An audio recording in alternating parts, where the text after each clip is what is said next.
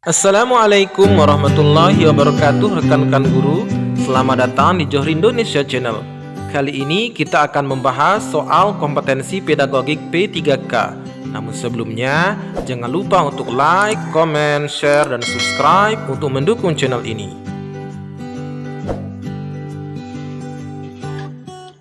Baiklah rekan-rekan guru, kita mulai dari soal yang pertama. Dalam mengawali pelajarannya, Pak Ali merumuskan pertanyaan, mengumpulkan data atau informasi dengan berbagai teknik, mengasosiasi, menganalisis atau mengolah data atau informasi, dan menarik kesimpulan serta mengkomunikasikan hasil yang terdiri dari kesimpulan untuk memperoleh pengetahuan, keterampilan, dan sikap. Langkah yang dilakukan Pak Ali itu merupakan bagian dari model pembelajaran. Nah, jelas sekali di sini rekan-rekan guru, model pembelajaran yang diterapkan oleh Pak Ali adalah model pembelajaran saintifik, teman-teman.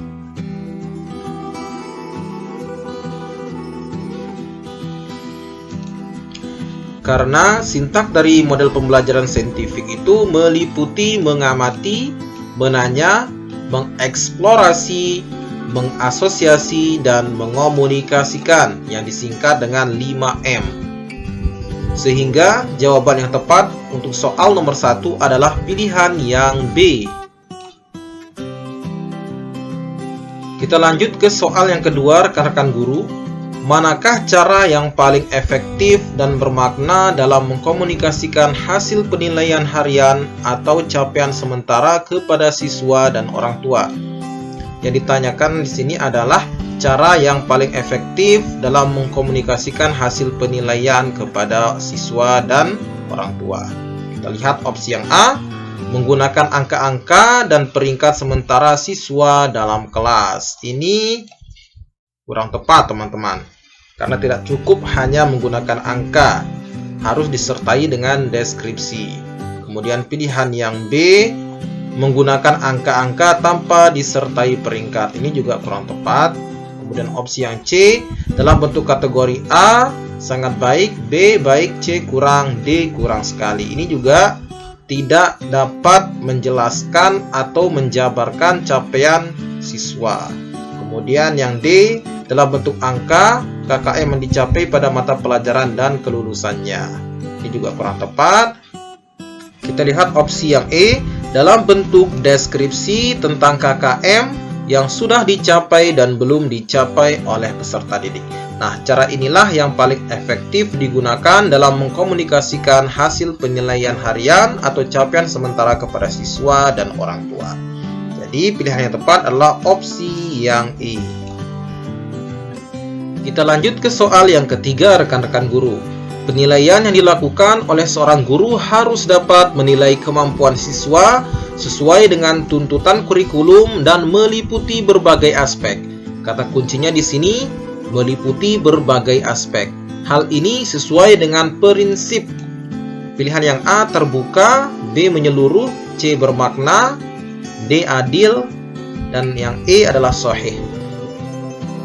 Setidaknya ada beberapa prinsip penilaian yang harus diperhatikan oleh guru.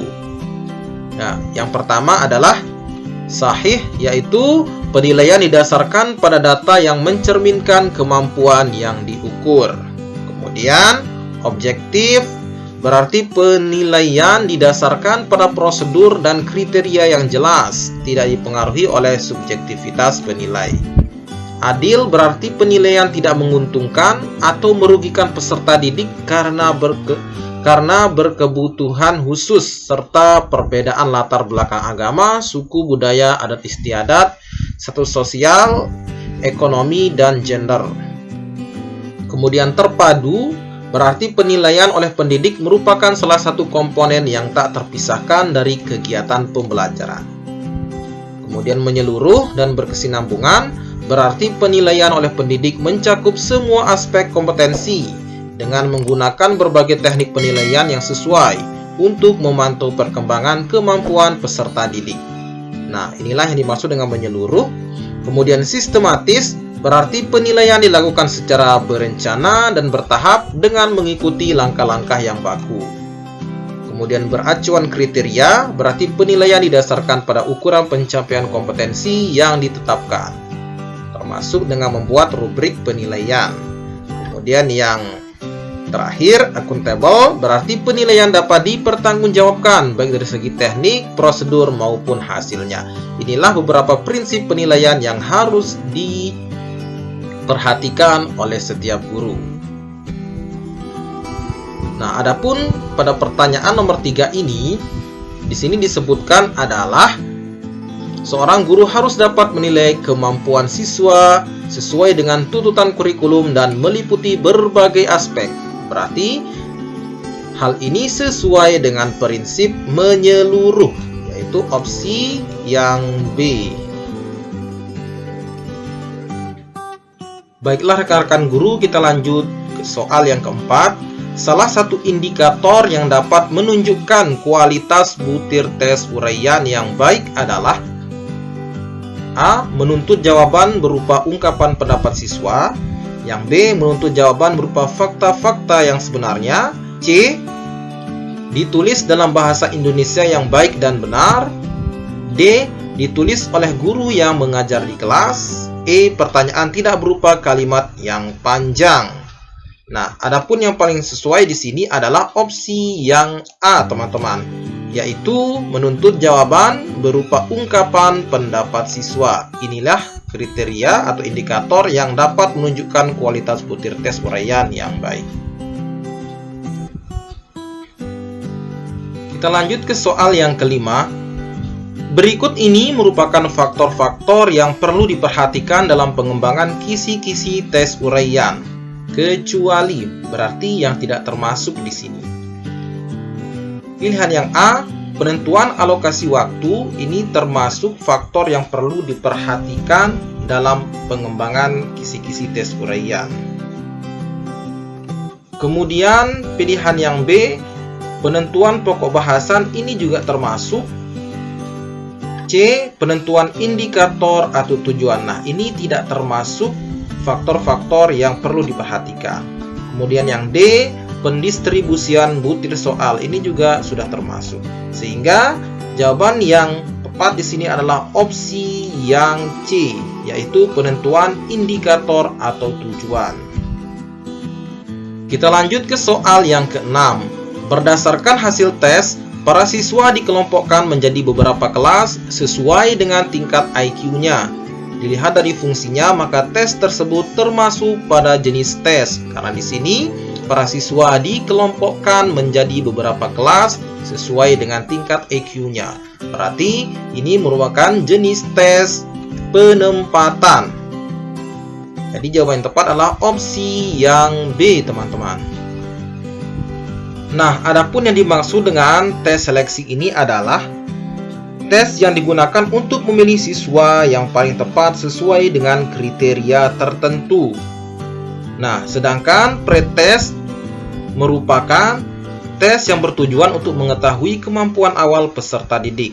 Sedangkan post-test adalah tes yang bertujuan untuk mengetahui kemampuan peserta didik setelah diberikan pelajaran atau materi. Sedangkan tes diagnostik ini adalah tes yang bertujuan untuk mengetahui atau mendiagnosis kelemahan peserta didik pada pelajaran tertentu.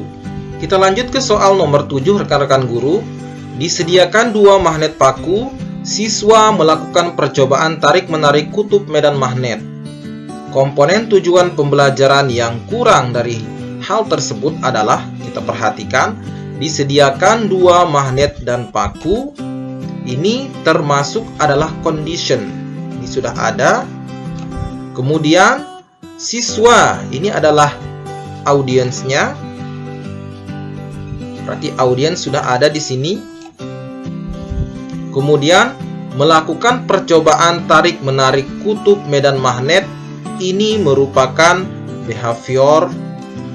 Adapun komponen yang tidak terdapat pada tujuan pembelajaran ini adalah yang E, teman-teman ya, yaitu degree. Degree merupakan ukuran tingkat atau level kemampuan yang harus dicapai oleh peserta didik. Sehingga pilihan yang tepat di sini adalah opsi yang E. Kita lanjut ke soal yang ke-8. Ini terkait dengan prinsip penilaian. Penilaian yang dilakukan oleh seorang guru harus didasarkan pada prosedur dan kriteria yang jelas, tidak dipengaruhi subjektivitas penilai. Hal ini sesuai dengan prinsip jelas sekali, yaitu objektif, teman-teman. Opsi yang E. Kita lanjut ke soal nomor 9, rekan-rekan guru. Masih dengan soal prinsip penilaian. Pak Alpian adalah seorang guru olahraga. Pagi ini dia akan mengadakan penilaian praktik berenang.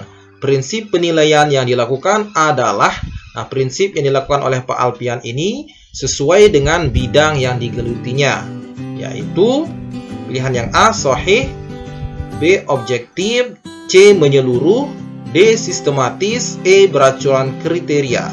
Berarti yang tepat di sini yang dilakukan oleh Pak Alpian adalah menerapkan prinsip sahih, teman-teman. Adapun yang dimaksud dengan sahih berarti penilaian didasarkan pada data yang mencerminkan kemampuan yang akan diukur. Kita lanjut ke soal yang ke-10. Bu Linda adalah seorang guru seni. Hari ini dia ingin menilai kemampuan siswa dalam membuat lukisan. Selain hasil lukisan siswa yang dinilai, teknik dalam menggambar, cara menggunakan alat dan perlengkapan, dan juga sikap siswa dalam menghargai karya temannya juga menjadi acuan dalam penilaian. Berarti di sini mencakup beberapa aspek. Tidak hanya hasilnya, tetapi juga prosesnya dan bagaimana cara siswa mengapresiasi suatu karya. Dalam hal ini, Bu Linda telah menerapkan prinsip penilaian. Jelas sekali di sini adalah Bu Linda menerapkan prinsip penilaian menyeluruh. Berarti meliputi berbagai aspek. Jadi jawaban yang tepat adalah opsi yang C. Baiklah rekan-rekan guru, kita lanjut ke soal yang ke-11. Pak Johri adalah guru PKN di Sekolah Mekar Indah. Dia tinggal di Desa Mangunharjo. Siska adalah tetangga dari Pak Johri. Setiap pembagian hasil evaluasi, siswa selalu diberi nilai 85. Sementara Rudi, siswa yang paling pintar di kelasnya, hanya mendapat nilai 80. Dari kasus di atas, artinya Pak Johri tidak melaksanakan prinsip penilaian. Jelas sekali, di sini Pak Johri melanggar prinsip penilaian, yaitu objektif. Karena di sini ada unsur subjektivitas dalam memberikan penilaian. Sehingga opsi yang tepat adalah pilihan yang B. Kita lanjut ke soal nomor 12, rekan-rekan guru. Hari ini diadakan penilaian harian oleh Pak Rendra, guru fisika. Jumlah nomor soal ada 10. Siswa dengan absen ganjil mengerjakan nomor ganjil. Siswa dengan absen genap mengerjakan soal nomor genap. Yang dilakukan Pak Rendra tidak sesuai dengan prinsip penilaian. Ada opsi yang A, adil, yang B, objektif, C, menyeluruh, D, sistematis, yang E, beracuan kriteria. Dalam hal ini, Pak Rendra tidak menerapkan prinsip penilaian, yakni opsi yang A, yaitu adil. Nah, adapun yang dimaksud dengan adil di sini berarti penilaian tidak menguntungkan atau merugikan peserta didik. Nah, inilah yang dimaksud dengan prinsip adil dalam penilaian. Sehingga dalam hal ini Pak Rendra melanggar prinsip keadilan. Kita lanjut ke soal yang ke-13. Hari ini diadakan penilaian harian oleh Pak Bobi, guru bahasa Indonesia. Jumlah nomor soal ada 10. Siswa diminta untuk mengerjakan 7 nomor soal dari 10 soal yang diberikan. Siswa bebas memilih 7 nomor soal dari 10 soal yang diberikan Pak Bobi. Yang dilakukan Pak Bobi tidak sesuai dengan prinsip penilaian. Masih sama dengan soal nomor 12, yaitu Pak Bobi tidak sesuai dengan prinsip penilaian yang adil. Sehingga opsi yang tepat di sini adalah opsi yang A, teman-teman. Baiklah rekan-rekan guru, kita lanjut ke soal yang ke-14. Pagi ini penyerahan rapot untuk siswa SMP Mekarsari. Bu Neni adalah guru matematika di SMP tersebut. Saat sehabis pembagian rapot, tiba-tiba Bu Neni didatangi oleh orang tua murid sambil marah-marah dan menggerutu karena nilai anaknya jelek, padahal menurutnya anaknya adalah siswa yang pintar. Bu Neni kemudian menjelaskan teknik, prosedur, dan hasil pengolahan nilainya dari nilai harian, penilaian tengah semester, dan penilaian akhir semester, serta nilai sikap siswa dengan buku catatan penilaian yang lengkap. Dan akhirnya orang tua siswa tersebut dapat mengerti bahwa nilai anaknya memang sesuai dengan fakta. Dengan demikian, Bu Neni telah melaksanakan prinsip penilaian. Nah, prinsip yang dilaksanakan oleh Bu Neni ini adalah prinsip yang E, teman-teman, yaitu prinsip akuntabel. Prinsip akuntabel ini berarti penilaian dapat dipertanggungjawabkan sesuai dengan data yang ada. Kita lanjut ke soal yang ke-15. Dalam setiap kali penilaian, Pak Johri selalu membuat rubrik penilaian yang berisi kriteria penilaian yang mencerminkan kompetensi yang akan dinilai. Hal ini sesuai dengan prinsip penilaian. Jelas sekali, yang tepat di sini adalah opsi yang B. Pak Johri telah menerapkan prinsip penilaian beracuan kriteria. Kita lanjut ke soal berikutnya, soal nomor 16. Dalam setiap pembelajaran, Pak Chandra selalu mengadakan penilaian untuk melihat daya serap siswa terhadap materi yang telah diberikan. Hal ini sesuai dengan prinsip penilaian. Nah, prinsip penilaian yang telah dilaksanakan oleh Pak Chandra ini termasuk prinsip terpadu. Karena Pak Chandra selalu mengadakan penilaian untuk melihat daya serap siswa terhadap materi yang telah diberikan. Jadi yang tepat di sini adalah opsi yang C. Kita lanjut ke soal nomor 17. Pada awal semester, Pak Budi sebagai guru IPA selalu menjelaskan penilaian yang akan dilaksanakan selama 1 semester dan penentuan nilai akhir IPA yang akan dijadikan dasar untuk pemberian nilai rapot. Hal ini artinya Pak Budi telah menerapkan prinsip penilaian. Jelas sekali di sini yang tepat adalah opsi yang B. Pak Budi selalu bersikap terbuka di sini terhadap para siswanya, karena pada awal semester Pak Budi selalu menjelaskan penilaian yang akan dilaksanakan selama 1 semester dan penentuan nilai akhir yang akan dijadikan dasar untuk pemberian nilai rapot. Kita lanjut ke soal nomor 18. Ini terkait dengan butir soal uraian. Perhatikan butir soal uraian berikut. Sebutkan 3 buah sungai di Provinsi Jawa Barat yang bermuara di Laut Jawa. Nah, yang ditanyakan di sini butir soal tersebut, opsi yang A cukup bagus karena jumlah sungai yang ditanyakan sudah terukur. Ini kurang tepat. Kemudian yang B cukup bagus karena ditulis dengan bahasa yang mudah dimengerti. Ini juga tidak tepat. Kemudian yang C jelek karena hanya mengukur tingkat berpikir rendah atau ranah ingatan. Kemudian yang D jelek karena ditulis dalam kalimat yang sangat pendek. Nah, jadi yang paling tepat di sini adalah opsi yang C, rekan-rekan guru, yaitu butir soal ini termasuk jelek karena hanya mengukur tingkat berpikir rendah atau ranah ingatan. Yang tepat adalah opsi yang C. Kita lanjut ke soal nomor 19.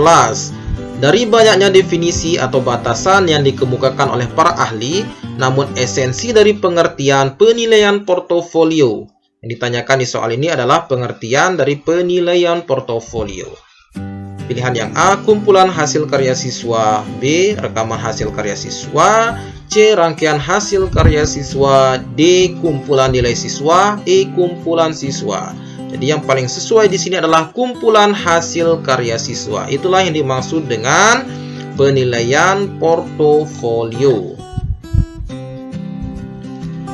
Baiklah rekan-rekan guru, kita lanjut ke soal yang terakhir, soal nomor 20.